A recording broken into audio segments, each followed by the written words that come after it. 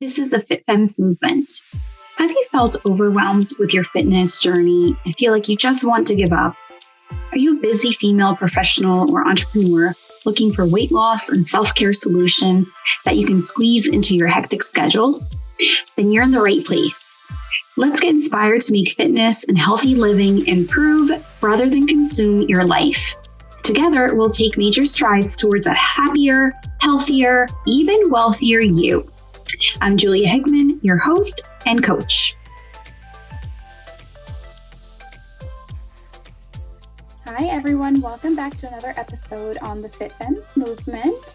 Today, we're going to be talking a lot about self-care, getting support when you need it, and actually like an actual tool that our guest is going to walk us through to help us center ourselves, de-stress, decompress, and feel better within minutes. So I'm so excited to chat with my friend Erin.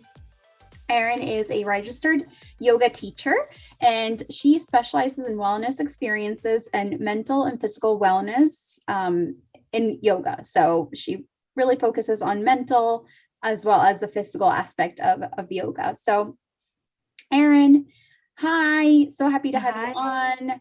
Thank you for having me. Yes. Tell everyone a little bit more about you, where you live, and your story behind how you got into yoga and the work that you do now. Certainly. Yes. My company name is Erin Yoga. My husband's super punny, so he came up with that one. But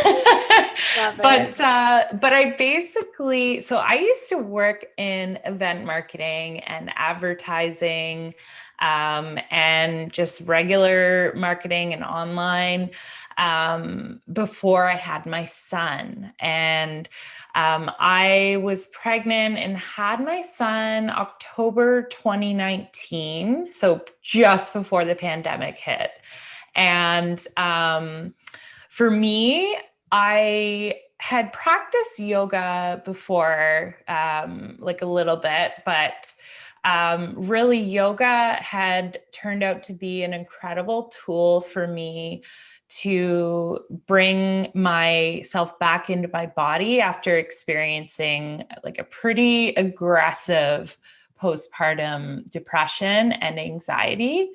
And it's not, postpartum is not something, it's just starting to like crack open a little bit more, I'm finding.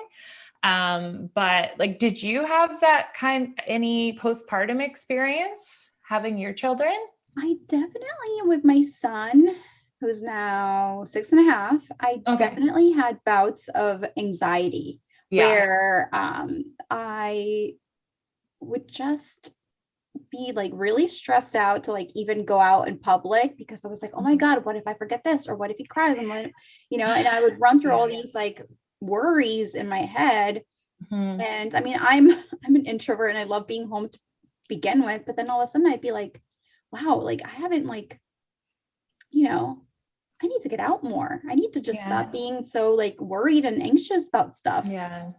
So yeah, I definitely experienced a little bit of that. Not to the extent that you have, but I feel like a lot of us do. And I feel like that's why it's so important for everyone to kind of share what they went through, whether it was just this thing or it was that thing, because there's someone out there who can resonate and who can learn something and hopefully get the help that they need. Yeah, absolutely. Well, for me, like I ended up, after having my son, a month later, my dad had been battling with cancer for about 17 years. He conquered 2 types of cancer. One was a rare blood cancer, Waldenstrom's macroglobulinemia. It's a mouthful. And then another one, leukemia. And from the stem cell transplant that he had, they're not quite sure, but he developed ALS. And so he was declining near the end of my pregnancy. And so that combined with my whole pregnancy, I was like sick as a dog. Like, I kid you not, I vomited probably between 3 to 7 times a day, even with the help of like an anti-nauseant prescription they gave me. It was just Oh my like, gosh. oh, make it stop. But so the two things kind of hit a head, and I ended up a month after my son was born, literally to the day, my father passed away.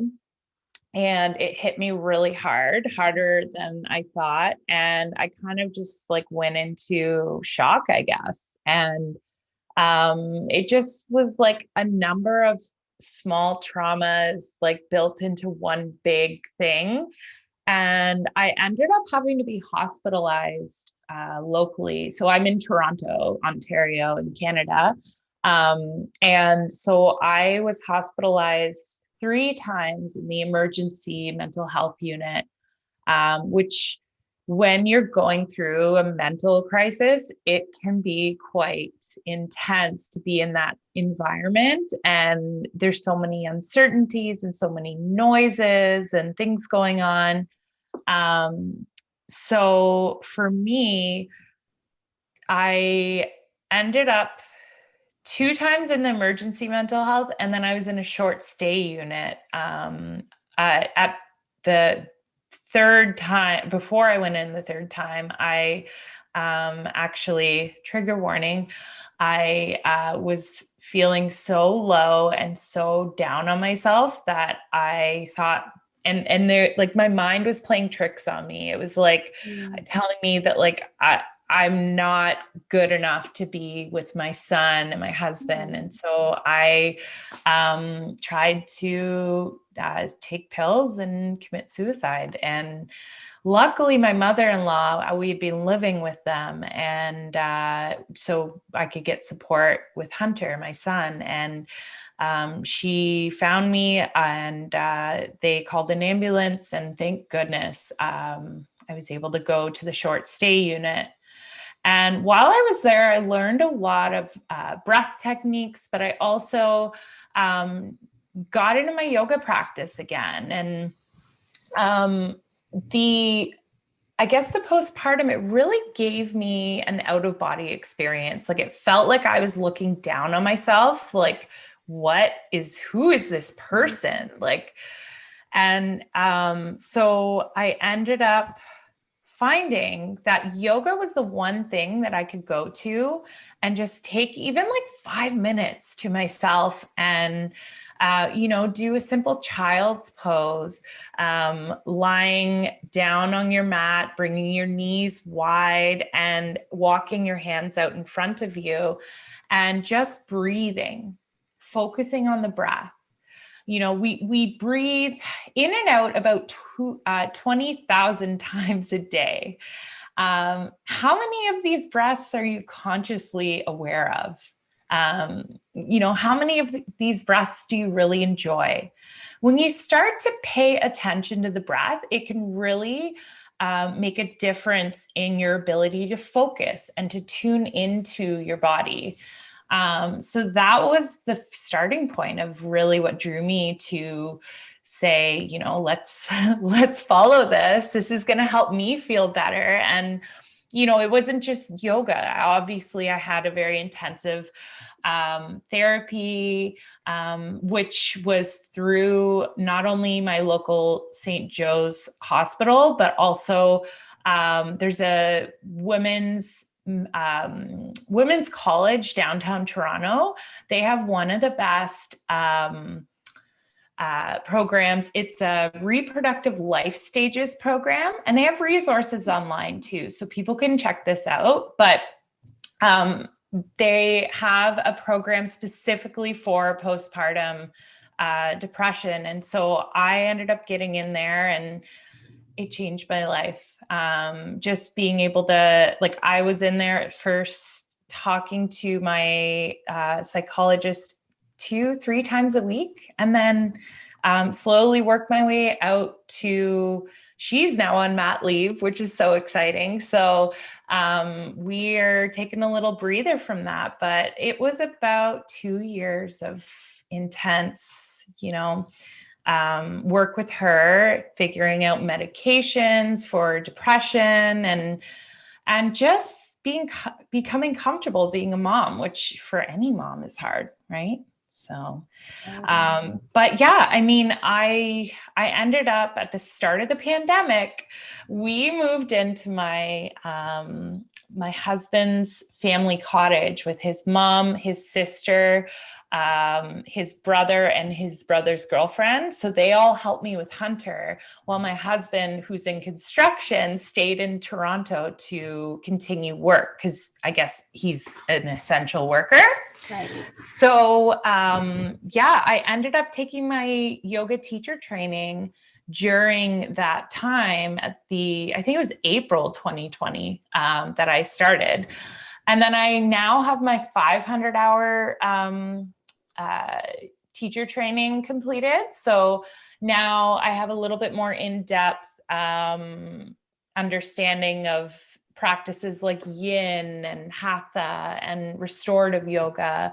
But for me, it is really all about creating a compassionate style practice that involves not only movement, but working with your mind and your breath and sound healing too. I love including sound healing elements into the practice because sound vibration can actually make such an impact on just the nervous system. So yeah, that is kind of me in a nutshell. It's an intense nutshell, but I love to share my story, the ups and downs, because you're right. There's so many people who are going through things, tough things. And, especially now with everything that is going on in the United States, it's been hard, right? So it's important to share these stories if you can, to hopefully inspire someone to know that like it's okay to not be okay, and to take time for yourself and ask for help. And no one is gonna shame you for that.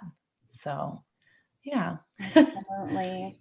So first of all, I just want to acknowledge like what a powerful, and I mean, I kind of got goosebumps a little bit as you were telling your story, because you went through so much, from like, watching your father like get so sick and losing him right after, like, it's like you have a baby and then right after that you lose someone. I mean, it's two big life events in a month. Like one big life event is enough to give you crazy trauma, but it was intense. I lost my grandmother a month before my wedding, and that was so hard for me because I was like in denial. I was like, no, she's not that sick. Like I mean, there's no way she was coming to my wedding because she lives in South America and she was just too old to travel. But I was like, I'm going to call her and tell her all about it.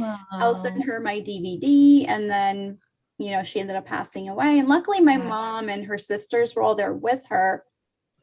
But I felt like, oh my God, I didn't even get to see her. So I have that feeling of like having that loss while you're also like going through such a big moment in your life.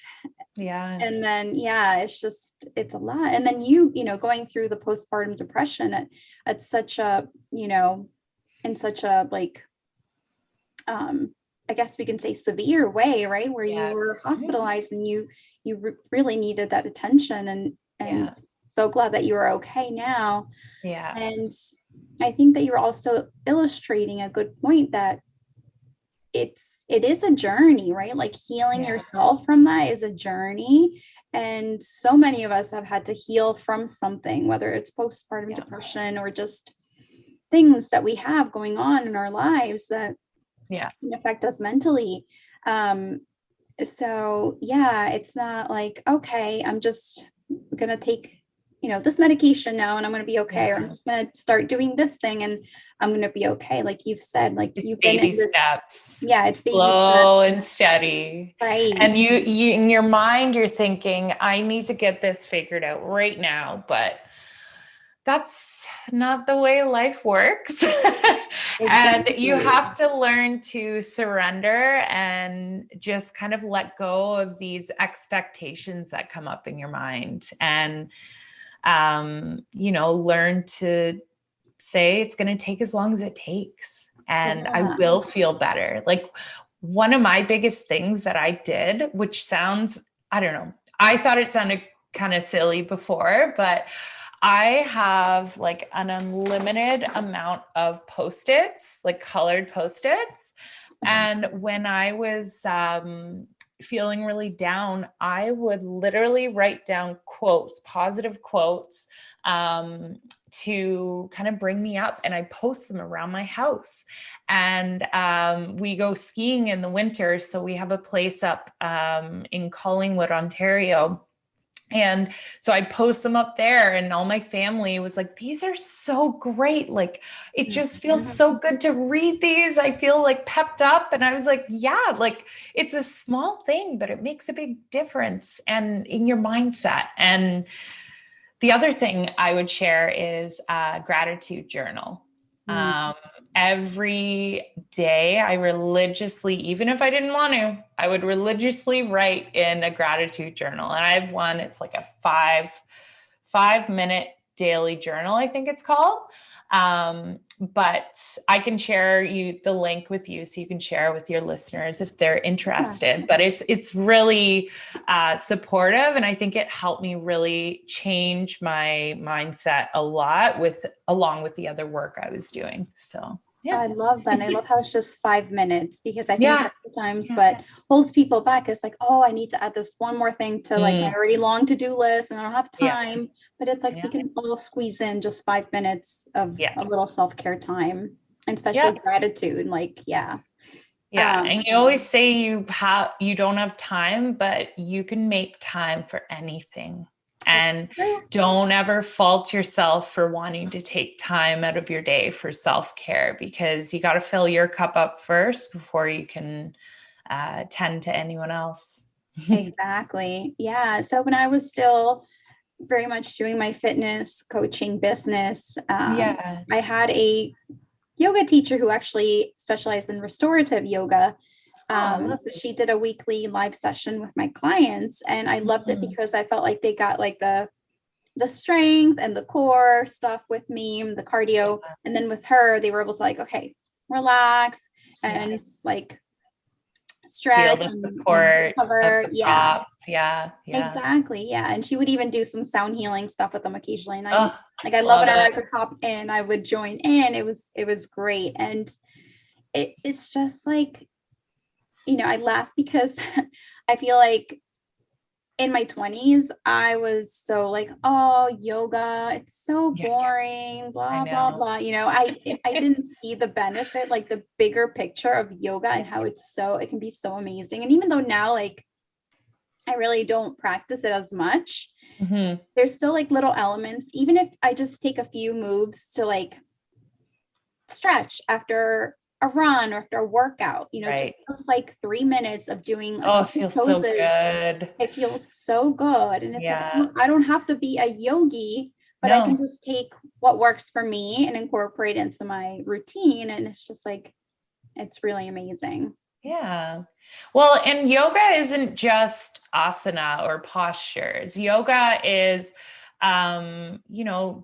living a life that focuses on those self-care elements and Yeah. being mindful and being kind to other people and yourself. And there's so many elements of life that can tune back into yoga philosophy, which I am starting to learn more and more about. And I'm starting to incorporate more into my classes because it really, like a lot of the yoga scriptures and texts that are out there, it's mind-blowing how many things in your life that you can relate to some of the lessons in there. And yeah, I mean, it's incredible. So I am obviously a big advocate of it for support of mental health, but there are so many benefits to it.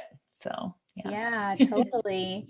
And, like you said, there with so many things going on in the world, and sometimes we feel so helpless. Like, personally, as I was telling you, it's been a really hard week for me where I just, and as an already like very emotional person, I feel like all like the weight of other people's problems are like weighing so heavily on my shoulders, and I'm feeling helpless. It's like, okay, like, what can I do? What are and it's like going back to those little things that I can do. Like, there's some things that I just can't do. Right. But what can I do? And it's also like, this is why I love movement and why I love exercise and just being out in nature.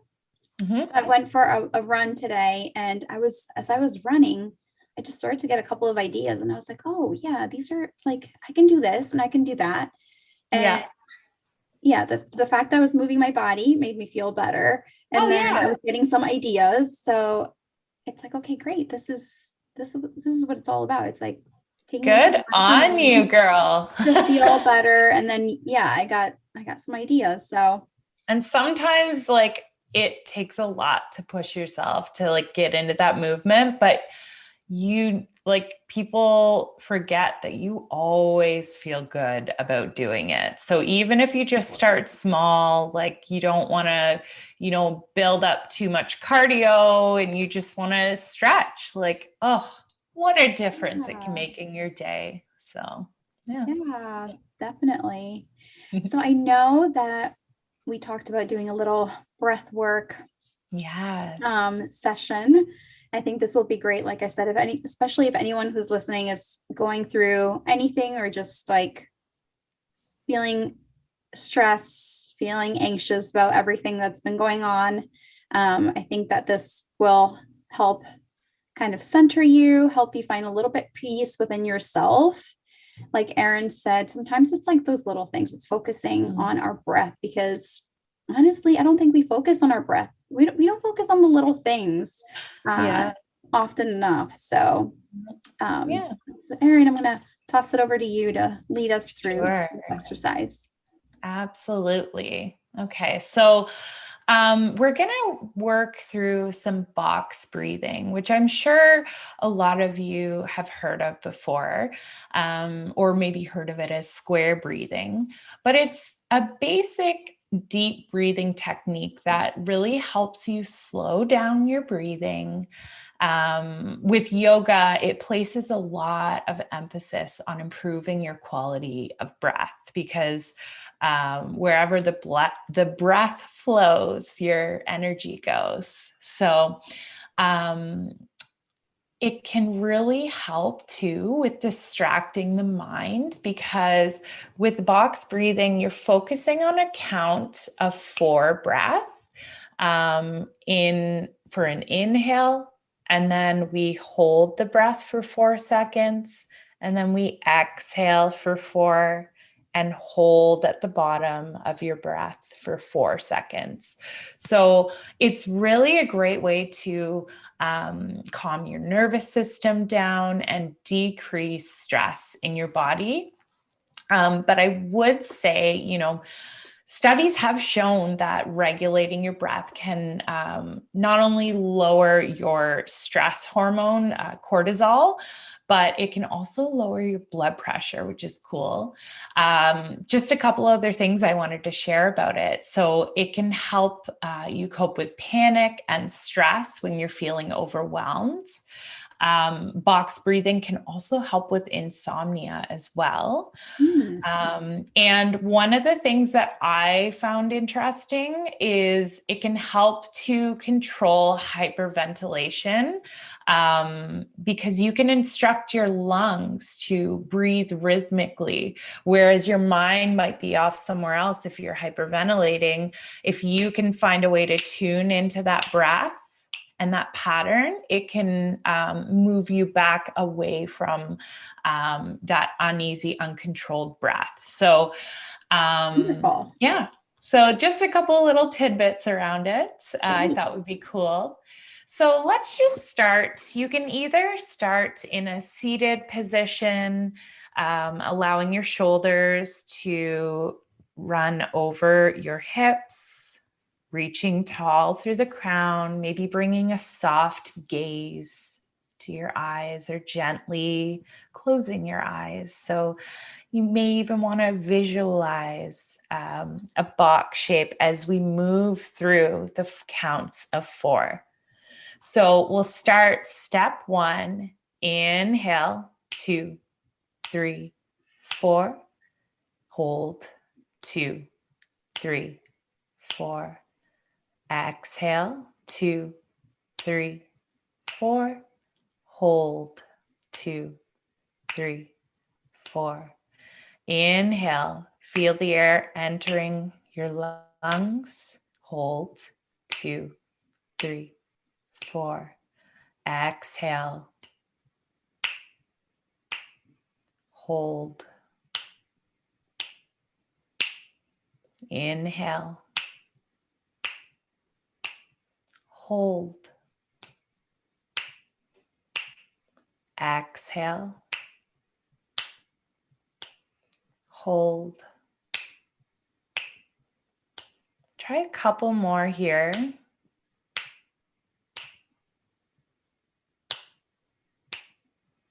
Imagining that box taking shape.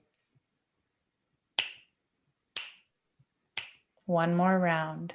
2, 3, 4. Hold. Exhale. And hold. Now gently return the breath to your natural rhythm and just take a moment to sit with that.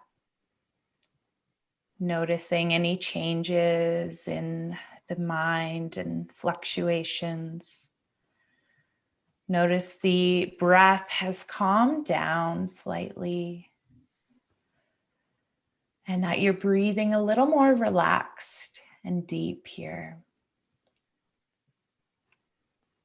And you can continue on here if you like, repeating this exercise as many times as you would like.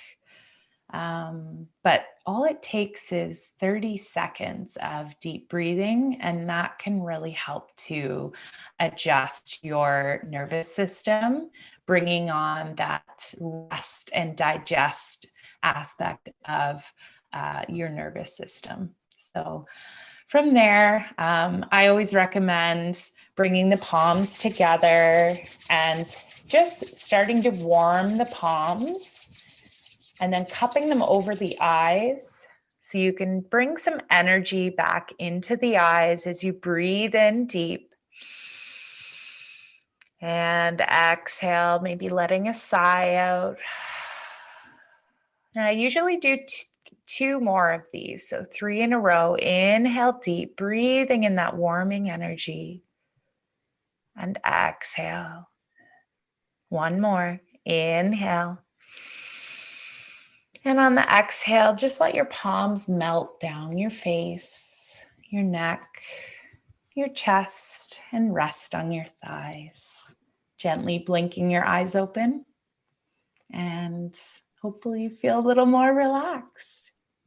Oh, thank you. That was really really calming. And Yeah. it just took a couple minutes. So Yeah.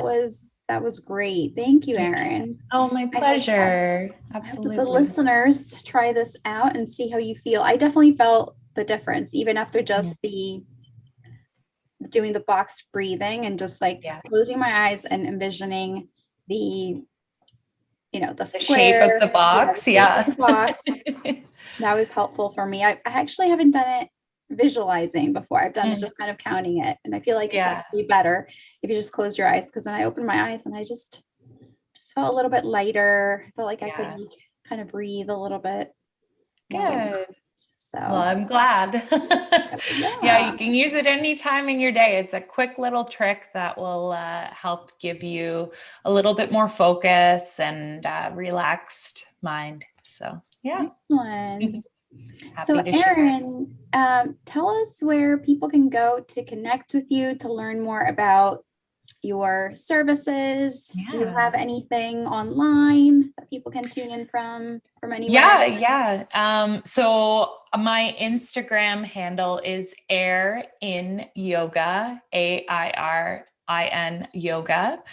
And then my website is erinyoga.ca because I'm Canadian. And then, I teach online classes weekly.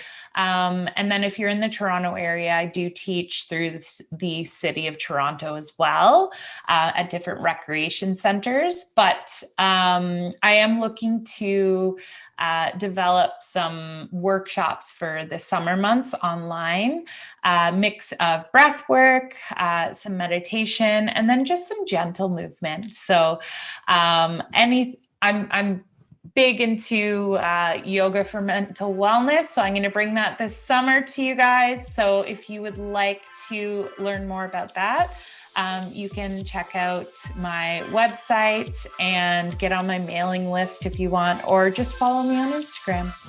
Awesome. I love it. Well, thank you so much for chatting with me, Erin. And thank you for that. It was a pleasure. That was really lovely. Thank you for being my guest. And if you guys listening enjoyed this episode, please leave us a little review. We would really appreciate it. And we'll see you next time. Thank you. Thank you for listening to the Fit Femmes movement. I would love to hear your thoughts on the podcast, so please leave us a review. And sharing is caring. If you know someone who may benefit from this episode, please share it with them. We need more women up-leveling to their highest selves with grace, courage, and ease. If you'd like to connect with me more and have access to free live trainings and join a community of hundreds of other amazing women, then join my free Facebook group, the Fit Femmes Tribe.